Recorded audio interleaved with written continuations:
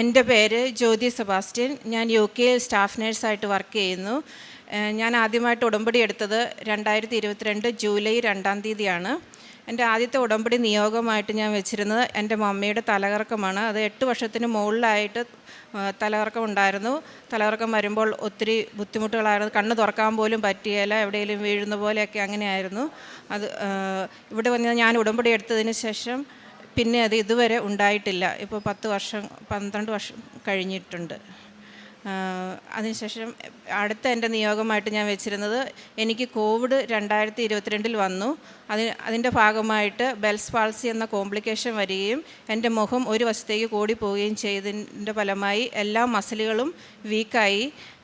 എൻ്റെ കൺപോളകൾ ലെഫ്റ്റ് സൈഡിലെ കൺപോള തുറന്നിരിക്കുകയില്ലായിരുന്നു. അതുമൂലം എനിക്ക് കാണാൻ ഭയങ്കര ബുദ്ധിമുട്ടായിരുന്നു. 7 മാസത്തോളമായിട്ട് ഞാൻ സിക്ക് ലീവിലായിട്ട് എനിക്ക് ഡ്യൂട്ടിക്ക് പോകാൻ കണ്ണ് കാണാൻ പറ്റാത്തത് കൊണ്ട് എനിക്ക് ഡ്യൂട്ടിക്ക് പോകാൻ സാധിക്കുന്നില്ലായിരുന്നു. എന്നിട്ട് ഞാനിവിടെ വന്ന് ഉടമ്പടി എടുത്തതിൻ്റെ ഫലമായിട്ട്, ഉടമ്പടി തൈലം ഉപയോഗിക്കുകയും ചെയ്തതിൻ്റെ ഫലമായിട്ട് എൻ്റെ കൺപോളകൾക്ക് ബലം പ്രാപിക്കുകയും എനിക്ക് ഡ്യൂട്ടിക്ക് പോകാൻ സാധിക്കുകയും ചെയ്തു. അതുപോലെ തന്നെ കോവിഡിൻ്റെ ഫലമായിട്ട് എനിക്ക് ഒത്തിരി മറവിയും കോൺസെൻട്രേറ്റ് ചെയ്യാൻ പറ്റാതെ വരികയും അതുപോലെ ഒത്തിരി ശാരീരിക അസ്വാസ്ഥ്യങ്ങളും ഉണ്ടായിരുന്നു. പ്രത്യക്ഷീകരണ പ്രാർത്ഥന ചൊല്ലി പ്രാർത്ഥിക്കുകയും ഉടമ്പടി തൈലം യൂസ് ചെയ്യുകയും ചെയ്തതിൻ്റെ ഫലമായിട്ട് ഇതെല്ലാം മാറിക്കിട്ടുകയും മാതാവ് എൻ്റെ കൂടെ വന്ന് ജോലിക്ക് എന്നെ സഹായിക്കുകയും ചെയ്തുകൊണ്ടിരിക്കുന്നു. അതുപോലെ തന്നെ എൻ്റെ കാലിൻ്റെ മുട്ടുകൾക്ക് ഭയങ്കര വേദനയായിരുന്നു. കോവിഡ് വന്നതിന് ശേഷം പ്രത്യക്ഷീകരണ പ്രാർത്ഥന ചൊല്ലി പ്രാർത്ഥിച്ചുകൊണ്ടിരുന്നപ്പോൾ മാതാവിൻ്റെ ഹൃദയം ഇടിക്കുന്നത് പോലെ എനിക്ക് അനുഭവപ്പെടുകയും അതിനുശേഷം എനിക്ക് ഇതുവരെ മുട്ടുവേദന വന്നിട്ടില്ല. ഞാൻ ചെയ്യുന്ന കാരുണ്യ പ്രവൃത്തികൾ, ഹോംലെസ് ആയിട്ടുള്ള മനുഷ്യർക്ക് ഞാൻ ഫുഡൊക്കെ മേടിച്ച് കൊടുക്കുകയും അവർക്ക് വേണ്ട വെള്ളവും അങ്ങനെയുള്ള സാധനങ്ങളൊക്കെ വാങ്ങിച്ചു കൊടുക്കുകയും ചെയ്യും. അതുപോലെ ഫുഡ് ബാങ്കിലേക്ക് ഫുഡ് ഡൊണേറ്റ് ചെയ്യാറുണ്ട്. അതുപോലെ യൂത്ത് മിനിസ്ട്രിക്കായിട്ട് മണി ട്രാൻസ്ഫർ ചെയ്യാറുണ്ട്. എന്നെ ഇവിടെ നിർത്തിയതിന് തിരുക്കുമാരനും അമ്മയ്ക്കും 1000 നന്ദി പറയുന്നു. മത്തായിയുടെ സുവിശേഷം 25-ാം അധ്യായം 34-ാം തിരുവചനം. എൻ്റെ പിതാവിനാൽ അനുഗ്രഹിക്കപ്പെട്ടവരെ വരുവിൻ, ലോകസ്ഥാപനം മുതൽ നിങ്ങൾക്കായി സജ്ജമാക്കിയിരിക്കുന്ന രാജ്യം അവകാശപ്പെടുത്തുവിൻ. ജ്യോതി സെബാസ്റ്റ്യൻ എന്ന ഈ സഹോദരി ഉടമ്പടി ജീവിതത്തിൽ ലഭിച്ച പ്രത്യേകമായ നന്മകളെ അമ്മയുടെ തിരുനടയിൽ സാക്ഷ്യപ്പെടുത്തുന്നു. ആദ്യം സഹോദരിയുടെ അമ്മയ്ക്കുണ്ടായിരുന്ന രോഗാവസ്ഥകൾ, അത് അമ്മ മാതാവിൻ്റെ ഉടമ്പടി നേർച്ചവസ്തുക്കൾ ഉപയോഗിക്കുകയും നിയോഗം സമർപ്പിച്ച് പ്രാർത്ഥിക്കുകയും ചെയ്തതിലൂടെ പൂർണ്ണമായി മാറുകയും പിന്നീട് വർഷങ്ങളായി അത് ഇന്നുവരെയും ആവർത്തിക്കാതെ ആരോഗ്യത്തോടെ അമ്മ ജീവിക്കുന്നതിനെക്കുറിച്ചാണ് സാക്ഷ്യപ്പെടുത്തിയത്.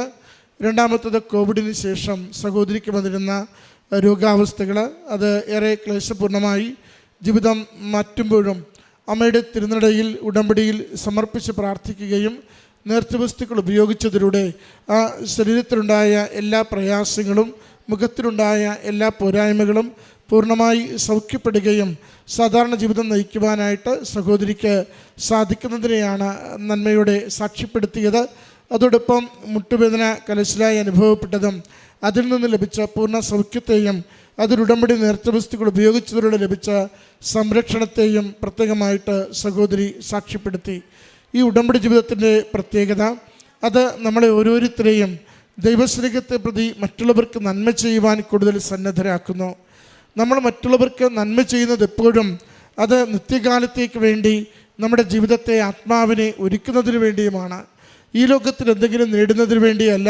വരാനിരിക്കുന്ന ലോകത്തിൽ നമ്മുടെ ജീവിതം, നമ്മുടെ ആത്മാക്കൾ അത് സുരക്ഷിതമാകുന്നതിന് വേണ്ടി, ദൈവസന്നിധിയിൽ അവ കൃപ കണ്ടെത്തുന്നതിന് വേണ്ടിയാണ് ഈ ലോകത്തിൽ നമ്മളെപ്പോഴും ഓരോ നന്മ പ്രവൃത്തിയും ചെയ്യുന്നത്.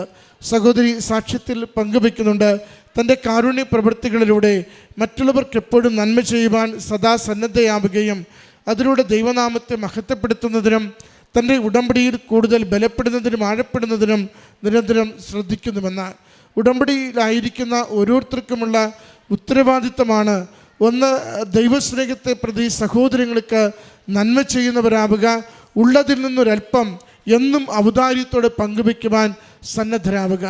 മറ്റൊന്ന്, ദൈവനാമത്തെ മഹത്വപ്പെടുത്തുന്ന വിധത്തിൽ നമ്മുടെ ജീവിതത്തെ മറ്റുള്ളവർക്ക് സുവിശേഷ സാക്ഷ്യമാക്കി പങ്കുവയ്ക്കുക. അത് വിശ്വാസം കൈമാറുന്നതിന്, വിശ്വാസം ആഴപ്പെടുത്തുന്നതിന്, അറിയാത്തവർക്ക് വിശ്വാസം പങ്കുവയ്ക്കുന്നതിന് നമ്മുടെ ജീവിതത്തെ എപ്പോഴും മറ്റുള്ളവർക്ക് കൊടുക്കുന്നതിന് തയ്യാറാവുക.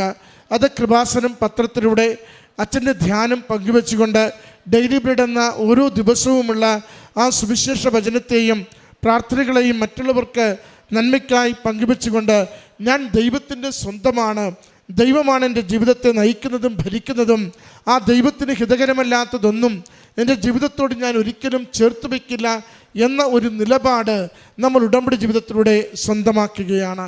ഭൗതികമായ നന്മകൾക്കൊപ്പം ആത്മീയമായ ഈ ബലപ്പെടുത്തൽ നമ്മുടെ ജീവിതത്തിൽ സംഭവിക്കുമ്പോഴാണ് നമ്മൾ ഉടമ്പടിയിൽ ഉറച്ചവരാവുക, ദൈവത്തിന് നമ്മളെ വിശ്വാസമുള്ളവരാവുക, നമ്മൾ വരുംകാല ജീവിതത്തിന് വേണ്ടി ഈ ലോക ജീവിതത്തെ ഒരുക്കുന്നവരാവുക. അതിന് നമ്മളെ കൂടുതൽ സഹായിക്കണമേ എന്ന് പ്രാർത്ഥിച്ചുകൊണ്ട് ഈ സഹോദരിക്കും കുടുംബത്തിനും ലഭിച്ച ഈ നന്മകൾക്ക് അമ്മ മാതാവിനും തിരുക്കുമാരനും നന്ദി പറഞ്ഞുകൊണ്ട് കരങ്ങളടിച്ച് ഈ സാക്ഷ്യം നമുക്ക് സമർപ്പിക്കാം. അത്യപൂർവ ദൈവാനുഭവങ്ങൾ ഇനി നിങ്ങൾക്കും സ്വന്തം. ഈ യൂട്യൂബ് ചാനൽ ഇതുവരെ സബ്സ്ക്രൈബ് ചെയ്തിട്ടില്ലെങ്കിൽ ഇപ്പോൾ തന്നെ സബ്സ്ക്രൈബ് ചെയ്യുക. ഈ വീഡിയോ ഇപ്പോൾ തന്നെ നിങ്ങളുടെ സുഹൃത്തുക്കൾക്ക് ഷെയർ ചെയ്തുകൊണ്ട് കർത്താവിൻ്റെ പ്രേക്ഷിതരാകുക.